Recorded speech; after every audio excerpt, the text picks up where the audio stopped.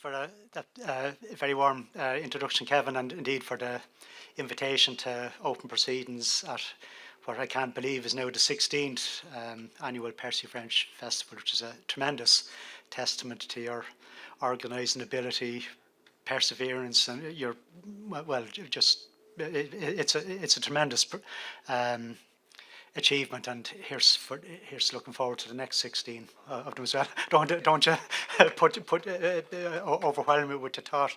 But anyway, today, let's see. I can see the screen here. Oh yeah, the screen. Yeah, there you go. I beg your pardon. I'm going to be talking about the comic newspaper that Percy French edited from 1889 to 1890 that Kevin mentioned, and that he's going to, with some IT experts, is going to make available on the internet at some stage later on. I don't think anyone in the room will need much of an introduction to Percy French, the editor of this newspaper. On the left of the screen here, you can see a picture of Percy French working away at the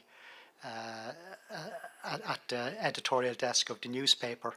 However, the publisher of the newspaper, R.J. Macready, known to his friends as RJ, he might need more of an introduction, I think.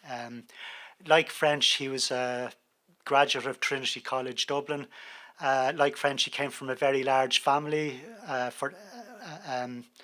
Percy French was the third of 9 children born to I've forgotten his name now, I beg your pardon, Christopher French and his wife Susan. R.J. Macready was the youngest of 9 children born to a County Galway clergyman. This was James Macready, and his wife was Susan. Her maiden name was Percy.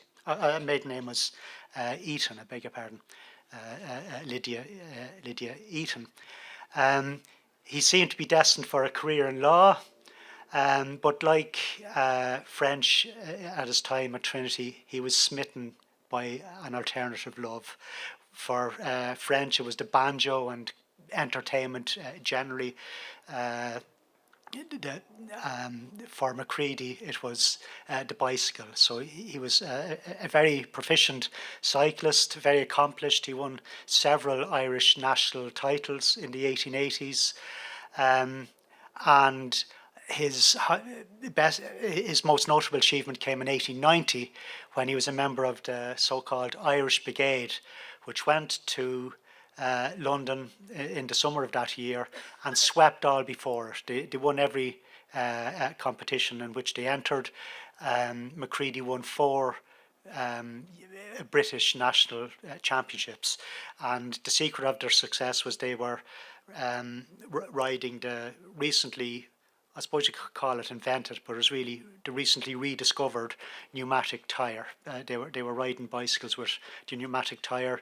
At first people jeered at them and sneered at them and thought this was comical, but they soon changed their tune when the Irish Brigade emerged victorious. So Macready, I haven't got a pointer, but Macready's in the centre. He's in the back with the Dublin University Bicycle Club cap on his head. At this time, not only was Macready extremely involved in cycling as a competitor, but he also got involved in publishing. He and his brother Alexander, in 1886, they purchased the only Irish cycling newspaper at the time. This was the Irish Cyclist and Athlete, later shortened to the Irish Cyclist. And when Macready's brother died in the early 1890s, Macready was sole editor. And in 1886, they moved the newspaper from Tralee to Dublin. And this was the beginning of a very extensive cycling, a very extensive publishing career for Macready. Anyway, when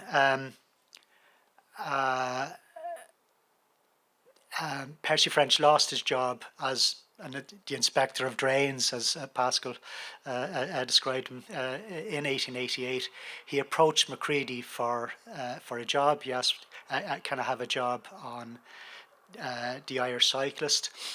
Macready didn't give him a job on the Irish Cyclist, but in the 1890s he was a member of the staff. But instead, much to French's surprise, I beg your pardon, he was Macready offered French the editorship of a new comic newspaper that he was about to bring out called the Jarvey. And after the Jarvey ceased publication at the end of 1890, 2 years afterwards, Macready, Percy French said that he wasn't happy with the title, the Jarvey.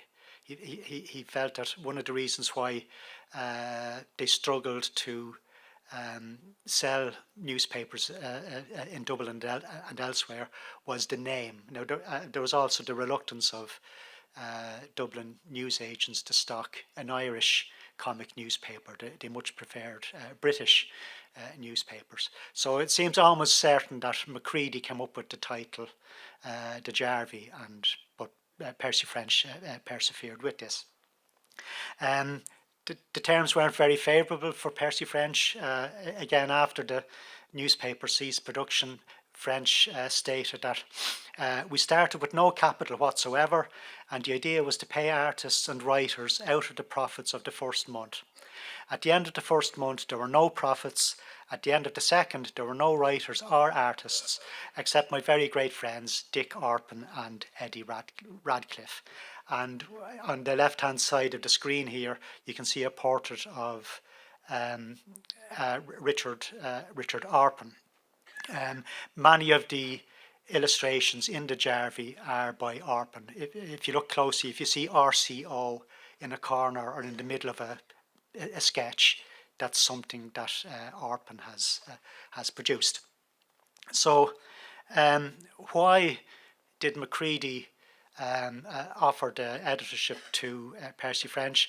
Well, I don't know for certain, but it seems likely that he was impressed by Macready's contributions to the Irish Cyclist and Athlete newspaper.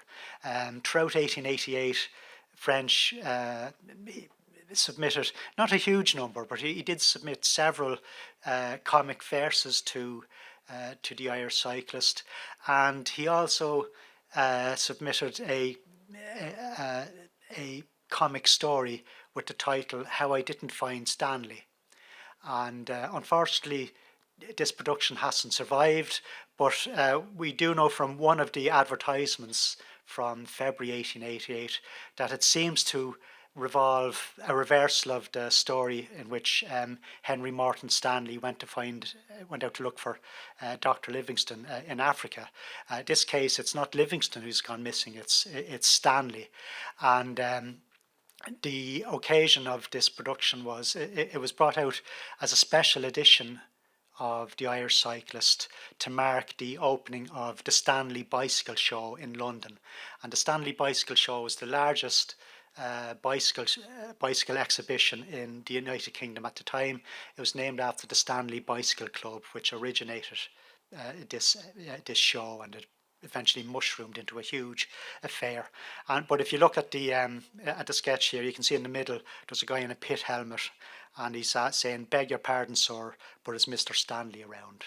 Now, unfortunately, I've tried to find the whole the full text of this. It doesn't seem to have survived, which is a great shame. But anyway, Macready would have been aware of Percy French and offered him the job, despite his lack of experience of producing a newspaper. Now, while French mightn't have lacked experience, he showed himself to be a very adept newspaper editor. He worked extremely diligently to bring out the publication every week. He under different pseudonyms, he produced a vast amount of poems, limericks, comic short stories, sketches of all kinds, puns that... pardon? Oh, sorry. He used puns that wouldn't be out of groan-inducing puns that wouldn't be out of place in the kind of jokes you get in Christmas crackers today. They're that bad, but they're that good as well. He worked hard at these groan-inducing puns, I think. And before the newspaper came out, there were advertisements published in various Irish newspapers, and I think several of these were produced by French himself. If you look at the top left-hand corner, this came out in the Irish Times, 1st December 1888. De Jarvie, ready in December. Mothers, are you broken in your rest by a fractious child? Send for De Jarvie. Have you a skeleton in your cupboard? De Jarvie will remove him. Does the shoe pinch? Call De Jarvie. Remember, you have children of your own. So has De Jarvie. What is home without De Jarvie? Percy French was very fond of alliterative writing, so the next verse with all the W's and D's, this is almost certainly by French as well. Wan weepers, their wailings are ending, dull dreamers are drying their tears.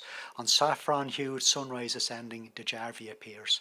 And I'll just go through the bottom left. This is from the Irish Cyclist and Athlete. Some unsolicited testimonials. The Tsar of Russia. When does De Jarvie appear? Put me down for one copy at least, and I may be able to get you some more orders. Do you know the Emperor of Germany? If so, drop him a line. I think he would be likely to become a subscriber. I think that's got the classical French humour to it.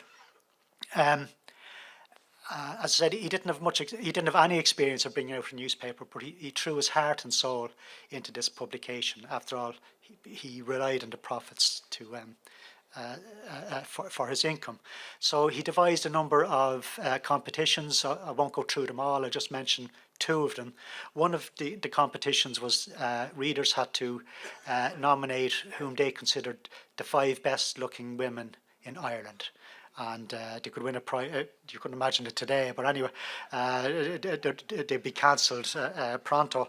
But anyway, the first prize was for £1, and you could get a subscription to the Jarvie for a year, and then a 5-shilling boot token, I suppose.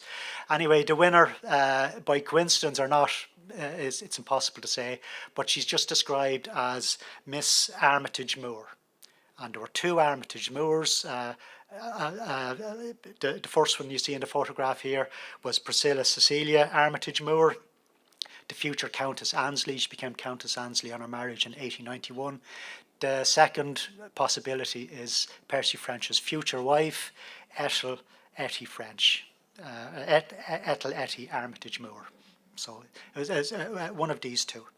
The other competition, which was the longest running competition that he devised, was one in which readers had to guess the correct caption for a drawing, which was, all of the drawings were made by Orpin, and there was a different drawing every week.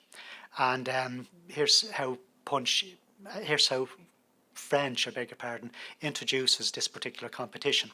A deputation consisting of Mr. Andrew Mulligan, whose portrait is given above, a large dog and a blackthorn, or if I guess shillelagh, called on me today and told me he was bringing out an illustrated Irish phrase book to be ready about the next blue lunar eclipse, about the next blue moon. He then put me down as a subscriber and, assisted by his retainers, took my subscription. In order, he forced him to subscribe under duress. When he left, I looked over the set of pictures which he had handed in, but could make nothing of them. I will offer one of them each week to my readers, and will hand over 2 half-crowns to the first man, woman or child who will guess what it means. So this is the introduction, and this is the first of the cartoons that readers had to guess the caption for. And just as a test for yourselves, what do you think the winning caption was? Any ideas? Hurler in the ditch. Not quite a hurler. That's a blunderbuss, if that helps. It's a gun. Yeah, it was a good guess. There are crows in the background. It's an enemy to the cause. So he's been shooting at crows. Cause, enemy to the cause. A typical Percy French humour. This is patrolling the ground. Pat rolling the ground. You've got a roller there in the back. I think it's a tennis court. You can see a net in the back. I thought I could guess this without looking at the next week's. I thought this was hanging on for dear life, but it's land agitation. So they're quite topical at the time. And the last example I give you, this is assault and battery. A nickname for a sailor was assault, and here you've got the gun battery, and so there's a different one every week.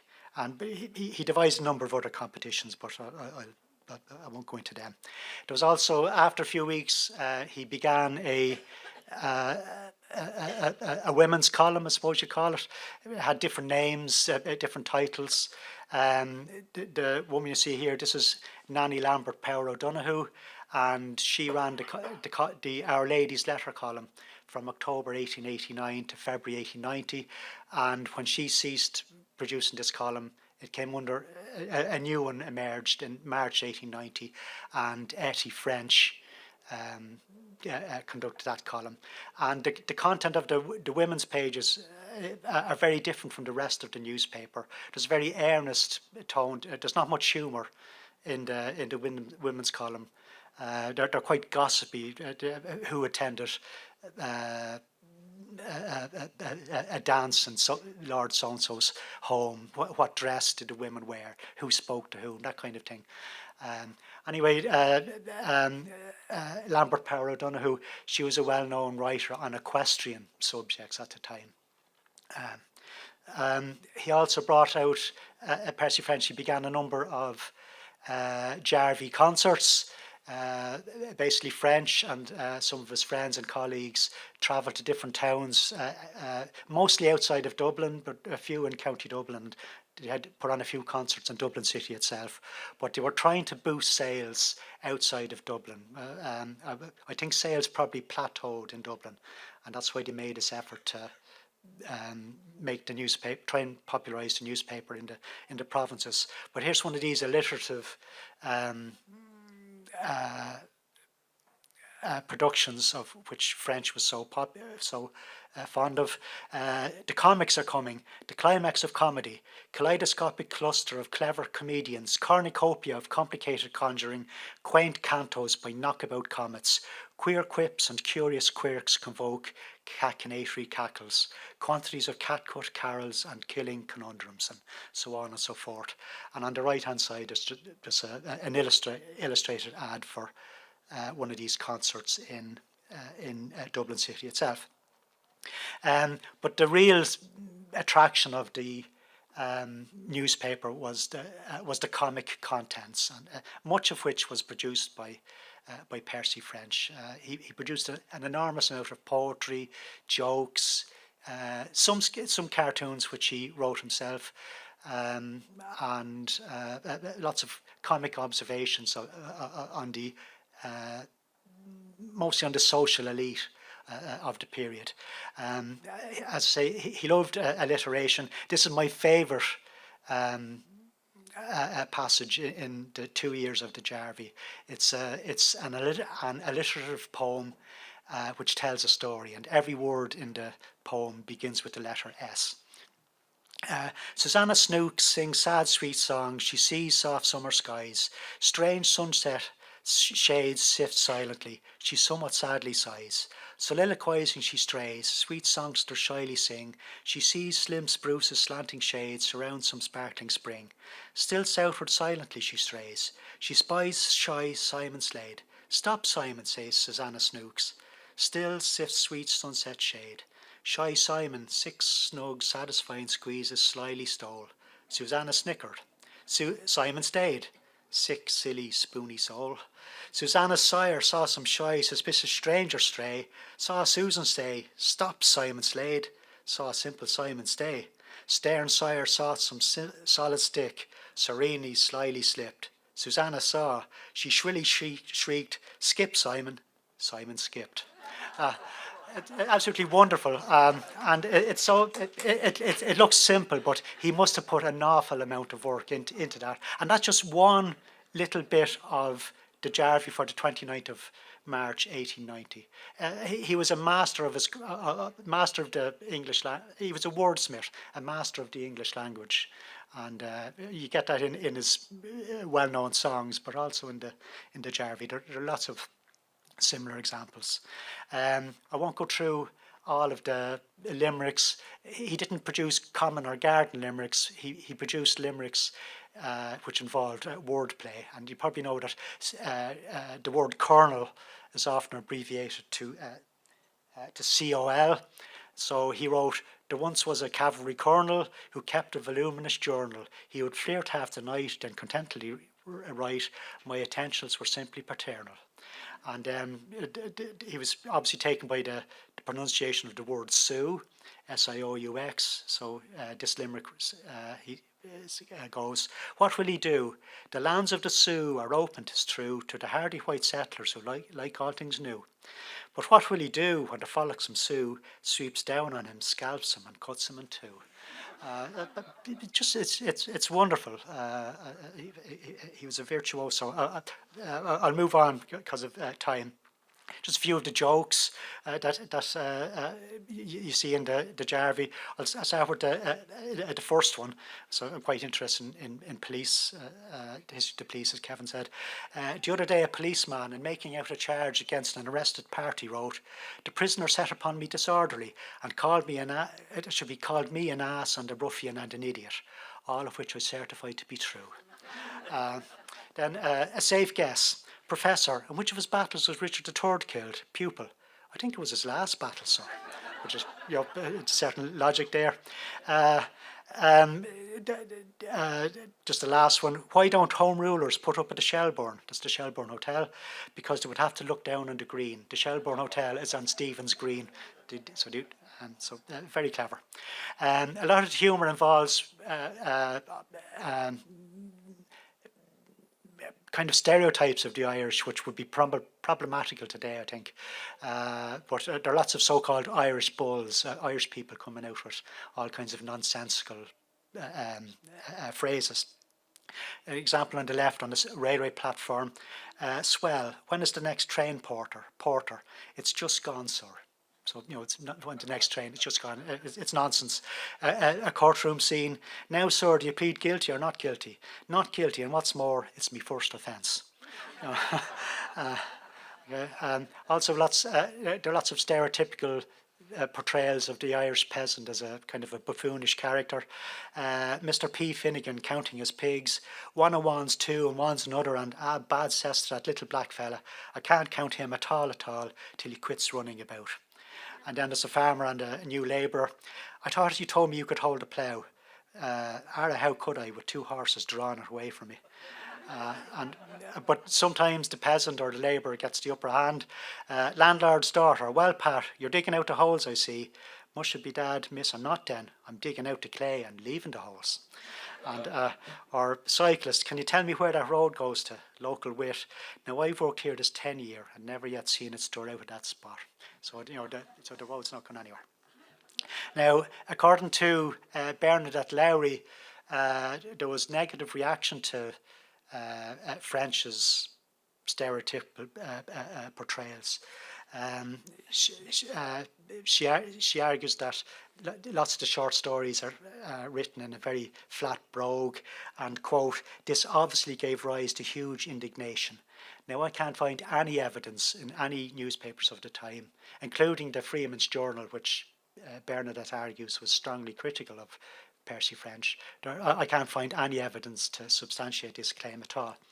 And she says that Jarvie was not beyond stooping to occasional offensive stereotypes of the native Irish. Now, there are lots of stereotypes of them, but I can't find any evidence of that people were offended by this at all. And nor should there have been, because if we look at the contents of earlier newspapers pitched at a nationalist audience, you've got Zoz and Zosimus in the 1870s and Pat in the early 1880s. These were comic predecessors of the Jarvie, aimed at nationalist readership, and there's lots of similar content in these, lots of stereotypical portrayals of the the peasant as a kind of a dim-witted character. And my take on this is that before the Irish cultural revival, before Yeats and his collaborators, before the rise of the Irish Ireland cultural movement, the Irish middle class at whom de Jarvie and upper class at whom de Jarvie was pitched, they'd internalised this view of the Irish peasant as a kind of a buffoonish character. They weren't offended by it at all. They enjoyed it. I would disagree with what Bernadette has to say. I'm not critiquing her, what she says about Finnegan's Wake. I tried reading Finnegan's Wake and couldn't get beyond the first page of it now, to be honest. It's a very challenging read. But I do think she's mistaken about what she says about contemporary criticism of de Jarvie. Most responses to de Jarvie that appear in the newspapers were very positive indeed. But other humour, that French loved the comic potential when two people would meet. So there are lots of cartoons involving comic interactions. These are just two examples. There's another railway platform somewhere. Railway porter to countrywoman about to enter the wrong compartment. Are you first class, ma'am? Countrywoman, the best. How's yourself, sir? And then there's somewhere in a newspaper office, there's a newspaper editor sat at the desk. Looks not unlike Percy French, but you can't be sure it's meant to be him. And a reader is angry with him. What do you mean, sir, by publishing those atrocious lies about me in your paper? Ah, yes, but where would you be if I published the atrocious truth about you? So that's, typical French, I think. He had fun. He mocked the middle class and upper class readership. Robert Shale has written about Punch magazine. He said that the target of many of its cartoons was the foibles of polite Victorian society, from modes of dress and speech to domestic family life. If you just put in the word Irish, you would have and refer to de Jarvie. You could say that its humour was targeted the foibles of polite Victorian Irish society, from modes of dress and speech to domestic family life. This is a cartoon which tells us a lot about the intended readership of de Jarvie. It's all in Latin, and it's suggesting that the readers of de Jarvie are customers of pawnbrokers, which is, of course, a nonsensical idea. But pawnbrokers were often referred to as uncles, so as he did top of the establishment, abbreviation of the Latin for uncle. The sign on the door says, highest money given for gold and silver watches. And then a quotation from Horace, with the name change, the story applies to you. Basically, de Jarvie jokingly suggesting that its readers also attend pawnbrokers. Because of the dreaded bell, will be going, oh no, I'm still in time. Looking at some of the foibles, address domestic situation of the middle and landed classes. On the left-hand side, waxed and curled moustaches were popular amongst men of that class. So here's de Jarvie having a bit of a giggle about men who waxed their moustaches. Or curled their moustaches, beg your pardon. Claremont St. Higgins wouldn't have made such a sensation, only the barber forgot to take the curl papers out of his moustache. So he's entering church and the curl papers are still in it. Middle class and upper class women were just starting to smoke cigarettes. They were starting to become popular, not in public, but in the privacy of their homes. And this forms this is de Jarvie commenting on this vogue. I can't say I enjoy it, I do not like it yet, but then it's all the fashion to smoke a cigarette. The first who ever tried it must have done it for a bet. Oh, how she must have hated that choking cigarette. They say it's very soothing, it causes me to fret, for my throat and mouth are burning from this wretched cigarette.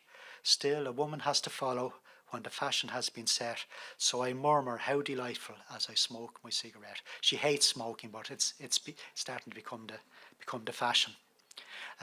Lots of the cartoons take us into the ballrooms, into the parlours, into the into the drawing rooms of polite Irish society. This is a game of blind man's buff taking place.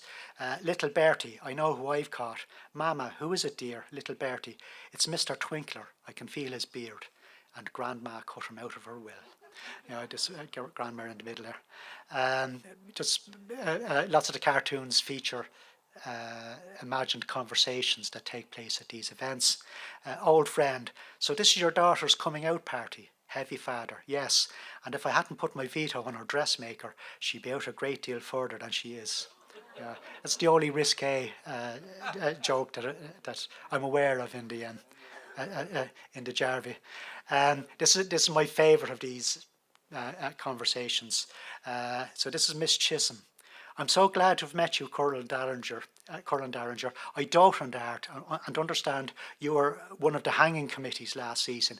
A hanging committee was a group of people who would decide which paintings were going to be hung in an art gallery for the next season. So I understand you were one of the hanging committees last season, Colonel Darringer. Yes, it was in Arizona, and I must say that Roystering Pete died game. But how did you come to hear of it? Basically, he was a member of a lynch mob who hung this poor guy, Roystering Pete. A lot of the rationale for these social occasions was it was an opportunity for well-to-do families to introduce their unmarried daughters to potential partners, and this is the backdrop to what's called another Kerry outrage. Now, it's got nothing to do with shooting at landlords or shooting at landlords' agents or farmers who pay their rents or whatever. So it's a conversation down in Kerry. Ball Stewart, hope you enjoyed yourself, Mr. Burke. I'm not going to try the accent. Mr. Burke, enjoyed myself, sir? No, sir. I brought my 3 daughters 14 miles north of Skibbereen. I thought to have them danced, and by the power, sir, they were benched for the night. Didn't get a single dance the whole night. So that's an outrage. Now, even if the course of true love ran smooth and a marriage partner was successfully found, married life wasn't always. It didn't always work out as one or other of the partners hoped. Lots of the cartoons focus on the vicissitudes of marriage or unhappy marriages, which is kind of social commentary. Anxious wife, doctor, how is my husband? Doctor, he will come round all right. What he needs now is quiet. I have here a couple of opiates. Anxious wife, when shall I give them to him? Give them to him? They're for you, madam. Your husband needs rest. So, okay. Obviously, also domestic staff feature the servants and cleaners, etc., in middle class and upper class homes often feature in the cartoons and comic material, just as they do in Punch magazine as well. So these are just 2 of many examples. So the drawing on the left, old bachelor, Mrs. Hickson, my linen is in a fearful state. There are buttons wanted for all my shirts. Mrs. Hickson, impertinently, you want shirts for all your buttons, I think. And then on the right, Mistress, Bridget, everything in the house is covered in dust. I can't stand it. Bridget, do as I do, Mum. Don't pay any attention to it. So there are lots of these kind of examples. The children of the homes also feature.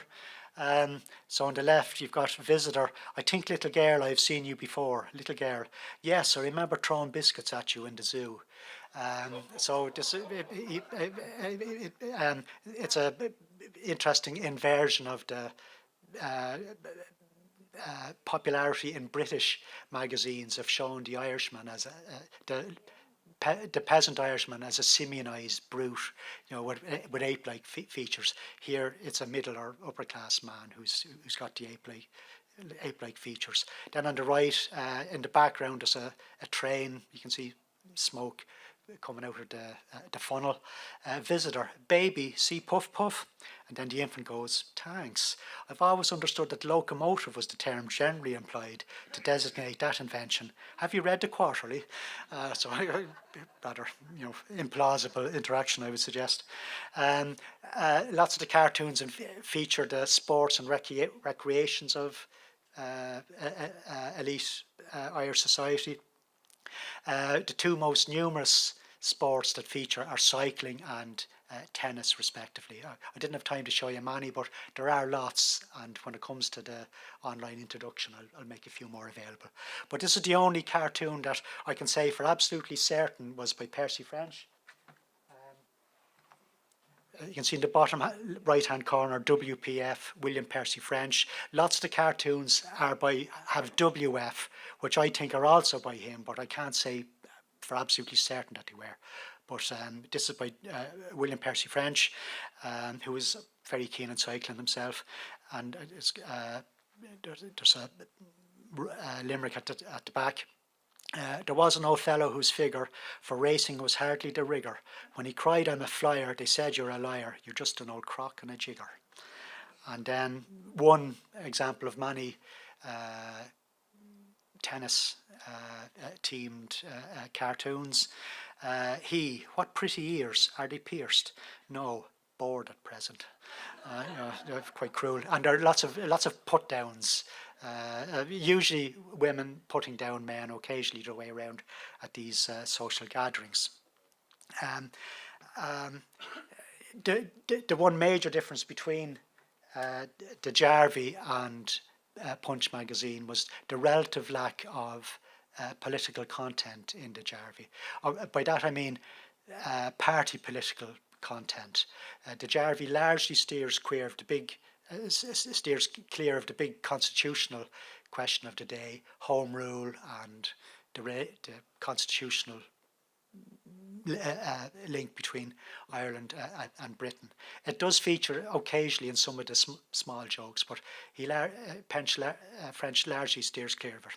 And he spells out his newspaper's neutral stance in the very first issue. The first issue contains a poem which at first gives the impression that the Jarvey is going to be a nationalist publication. And I'll just read it out. We hold the uncrowned king, that's Parnell, we hold the uncrowned king to be the saviour of our liberty. None other than a knave or fool would ever combat Parnell's rule. The Jarvey's columns do not mean to put the red, that's the Union Jack, above the green. To court and win the League's applause is still consistent with the laws. That's the National League. Do we love and venerate the man who of campaign adopts the plan? The plan of campaign was a campaign to try and force landlords to lower their rents. Who gladly pays his landlord's rent to Coventry should straight be sent. When patriots escape from Balfour's gripe, Balfour was the Chief Secretary for Ireland, we print the fact in larger type. We fringe with black our mournful sheets when Tories conquer Liberal seats. That man we simply execrate, who fears to speak of 98, who nurtures freedom's cherished dream, to him we give our best esteem. But in introducing the poem, French also said you should also transpose the second and third lines. Now, he didn't do that himself in the newspaper. It's up to the reader to do this. But I've done that and I've printed out the result. And it's a very different poem, a very different message. We hold the uncrowned king to be none other than a knave or fool. The saviour of our liberty would ever combat Parnell's rule. The Jarvey's columns do not mean to court and win the League's applause. To put the red above the green is still consistent with the laws. We love and venerate the man who gladly pays his landlord's rent, who of campaign adopts the plan, to Coventry should straight be sent. When patriots escape from Balfour's gripe, we fringe with black our mournful sheets. We print the fact in larger type when Tories conquer Liberal seats. That man we simply execrate, who nurtures freedom's cherished dream, who fears to speak of 98, to him we give our best esteem. So difficult to write something like that, and just another example of French as a craftsman. It must have taken him ages to do something like that. But there is political commentary, there is social commentary. in the Punch quite early on. In the Jarvey neatly subverts the popular stereotype of the Irish peasant as some kind of ape-like thug, a violent barbarian. So on the left you see Mr. Punch is the small guy with the top hat. Mr. Punch introduces Tennille's Irishman to the Jarvey. So John Tennille produced dozens and dozens of cartoons in which a bestial, violent Irishman with ape-like features is the central character. This is from the 1860s down to the 1880s. Mr. Punch, a sketch from hearsay, Mr. Jarvey. And Mr. Jarvey replies, "We have nothing like that in Ireland, Mr. Punch. Better see if they'd recognise him in Whitechapel." This is a reference to the Jack the Ripper murders which are taking place in Whitechapel. So if you want a violent barbarian, look a bit closer to home. We've nothing like this in Ireland. Just look in London. There's lots of commentary on industrial relations, on strikes. The Jarvey was quite hostile to strikes and to trade unions. This is just one example from August 1890. Overheard on the Dublin, Wicklow and Wexford Railway. "Striker, why aren't you on strike? I'm for the union. Ticket collector, South Dublin probably." The South Dublin Union was a huge workhouse in Dublin, so yeah, you're going to end up in the workhouse. And just some more commentary on the perceived lack of industry of Irish workers. And from May 1890, an Irish industry waiting to see if something will turn up. That's on the left. You've got these fishermen not working. And then on the labour question in Ireland. "Visitor, what are you waiting for, Pat? Pat, wait until it's time to quit work, sir." And they just sat down, another Irish bull. But the Jarvey, it did largely steer clear of the constitutional question, except in the last two issues. Now, according to Bernadette Lowry, as early as March 1889, she argues that the Jarvey was attacking Percy French, was attacking Charles Stewart Parnell, and as her evidence, she in her book, she's got this page you see on the left, letters to prominent individuals, and she argues that this is Charles Stewart Parnell, and he's being attacked as impractical, but it's not Parnell at all. This is quite clearly someone called Charles Dawson. Bernadette Lowry argues that because Parnell lived on Dawson Street, this is an indication that this is a pseudonym. But this is actually a person called Charles Dawson. He was a former Parnellite. He was a member of Parliament for Limerick. For Carlow Borough from 1880 to 85, and he was a huge supporter of Parnell. But anyway, this is not an example of an attack on Parnell. And if you look on the right hand list of Parnellite MPs, Charles Dawson is in the third row from the top, and the second one in. There are some comic digs at Parnell in the last two issues of Jarvey. So for the vast majority of the Jarvey, Parnell is left alone, and this is after the Parnellite split. But she doesn't. The Jarvey doesn't just have fun at Parnell's expense; it has fun at the anti-Parnellites' expense as well. It's not picking just on Parnell. But anyway, after the split, Parnell went back to Dublin, and he'd been attacked in the pages of the United Irish newspaper, and he and a group of his supporters turned up in Middle Abbey Street outside the offices of the newspaper, forced entry and ejected the stand-in editor, a man called Matthias MacDonald Bodkin. So this is Charlie with his coat off, and he's got a sledgehammer, and the sledgehammer has the writing. It says "pluck" on the sledgehammer, and this is Politics Among the Potatoes, a series of discourses delivered by Andrew Geraghty, head schoolmaster. I won't go through the whole thing.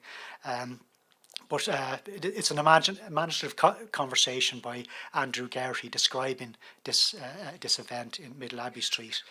And part of what the text says, he says, "You mind that Parnell was put on trial for endeavouring to run away with a fire escape or some such misdemeanour."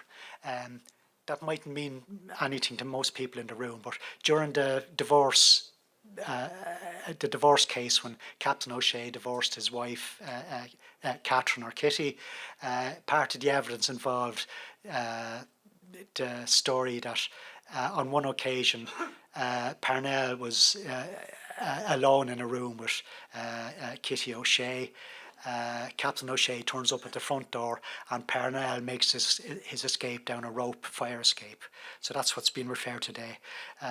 He was put on trial for endeavouring to run away with a fire escape or something like that.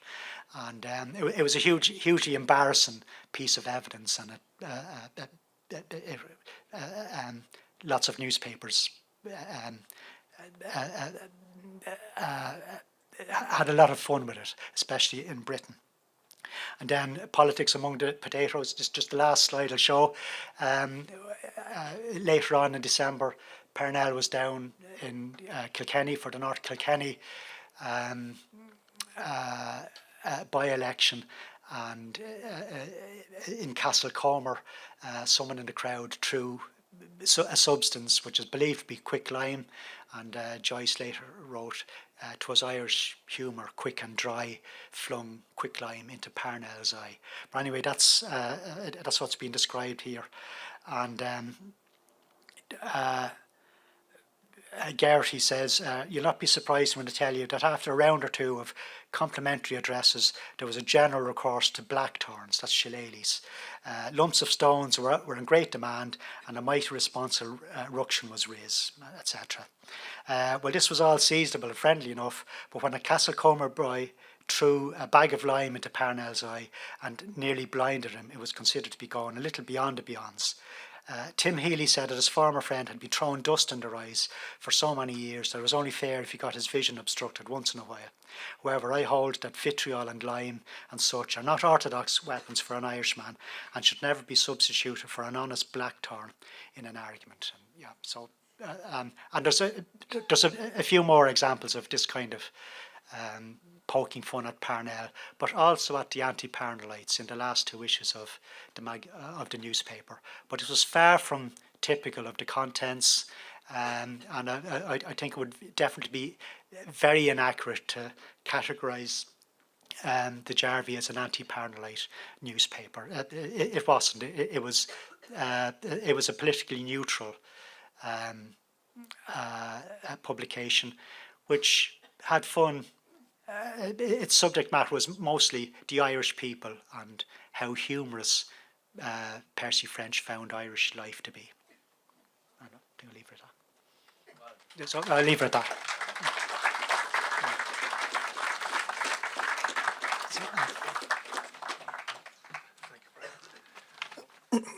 Thank you very much to Brian for that very entertaining address, with some great examples of the wit and humour and satire in the Jarvie. So, and it's wonderful that Kevin is organising to have all editions of the Jarvie posted online.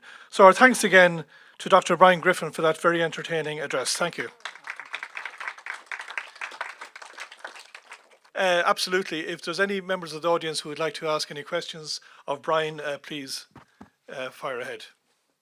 I first came across a sheet from the Jarvie in a Tottenham Court Road in London in the late 50s, early 60s.